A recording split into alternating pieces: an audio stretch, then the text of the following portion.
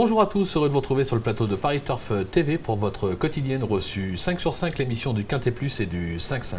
Pour m'accompagner aujourd'hui, Damien Cazé. Bonjour Damien. Bonjour Philippe, bonjour à tous. Damien, direction Maison Lafitte ce dimanche avec le prix du Haras de Robillard. Une épreuve pour pouliche de 3 ans, 1400 mètres ligne droite.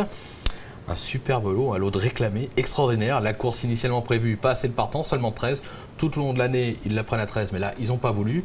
Donc, on s'est rabattu sur une très très belle épreuve de réclamé. C'est à vous de jouer, hein.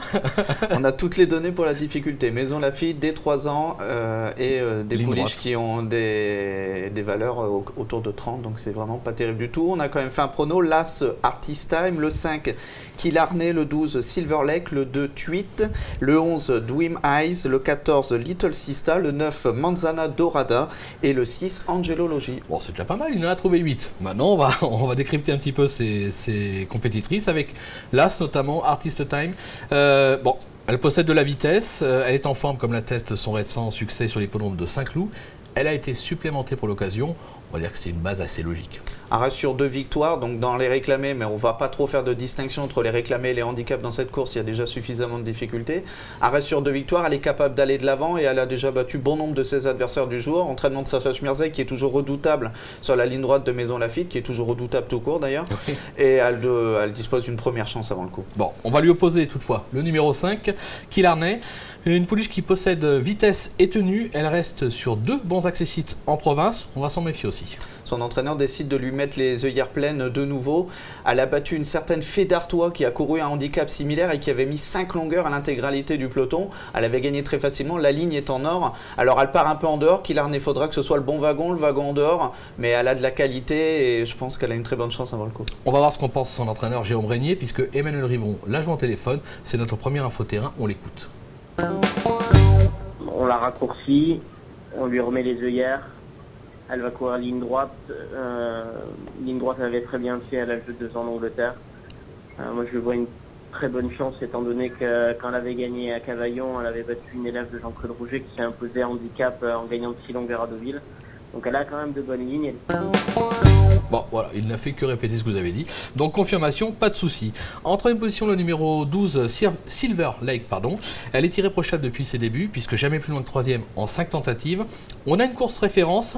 C'était le 6 avril dernier à Blabouvron. Ah oui, on a été en province la chercher pour une fois. Une 3e place à la clé. Alors, pas du tout la même distance. C'était à 1950 mètres.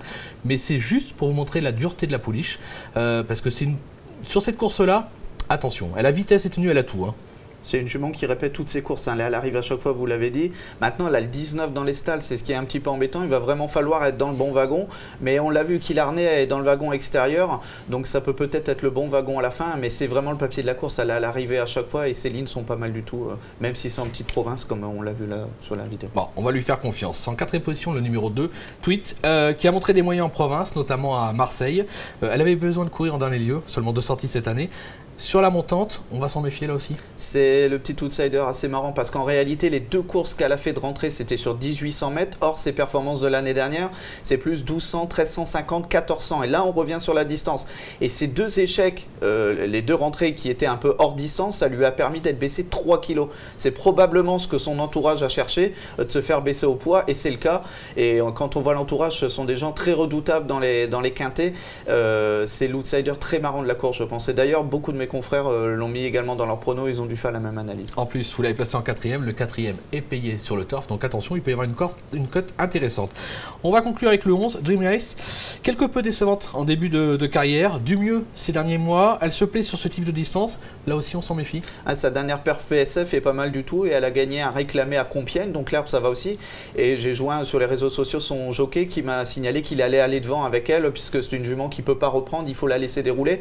Elle a le 9 à la corde, ça veut dire qu'elle va avoir le choix d'aller soit dans le wagon de la corde, soit aller dans le wagon de l'extérieur. Donc ça, c'est vraiment un avantage d'avoir la possibilité de choisir un des 2 wagons et de l'emmener loin.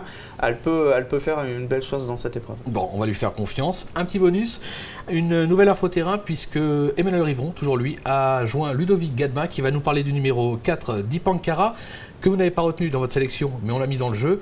Vous nous expliquerez pourquoi après. On l'écoute. Monsieur Gadda, vous présentez Dipankara dans le quintet de dimanche à Maison Lafitte. Dipankara qui vient de finir 6e la dernière fois à Deauville. Qu'en avez-vous pensé? Ouais, elle faisait une bonne rentrée parce que la jument n'avait pas couru depuis un petit moment. On lui avait laissé un petit laps de temps suite à sa dernière course. Et elle faisait une rentrée correcte, même si on pouvait en espérer un meilleur comportement. Mais il n'y a pas de raison de remonter sur ses forces. Là, c'est 1400 mètres ligne droite, ça va lui convenir? Ça ne devrait pas la déranger. C'est une pouliche qui est relativement maniable et le parcours rectiligne ne devrait pas la déranger. Oui, mais voilà, elle a hérité du 17 dans les stalles. Ouais, c'est ça le problème. Et les performances de cette année sont moins bien que celles de l'année dernière. Et effectivement, le 17 dans les stalles, autant celles dont on a parlé tout à l'heure, je les ai mises sur leur très bonne performance. Ici, c'était un peu tangent et du coup, j'ai décidé de ne pas la mettre. C'est un regret, hein, les 9 dixièmes de mon prono. C'est pour ça qu'on l'a mis dans le jeu. Damien, merci pour toutes ces infos. On se quitte avec une petite pépite dans la 8e course. On va parler du 802 Saphir Sat. C'est justement la course qui aurait dû être support d'événement. C'était très bien la dernière fois, également l'avant-dernière fois, plus sa distance cette fois-ci. Je pense que c'est une très bonne chance avant le coup. Et ben voilà, on a au moins pratiquement un coup sûr dans la réunion. Merci Damien, merci de nous avoir suivis. Bonjour à tous et à très vite sur le plateau de Paris Turf TV. Au revoir. Au revoir.